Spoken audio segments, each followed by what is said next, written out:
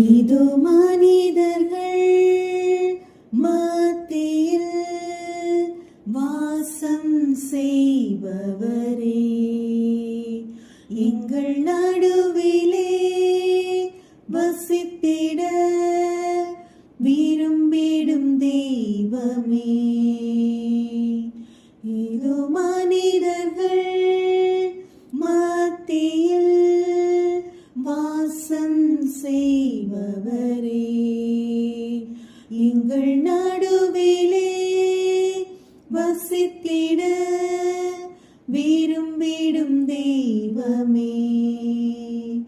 உமக்கு சிங்காசனம் அமைத்திட உம்மை துதிக்கிறோம் இயேசுவே.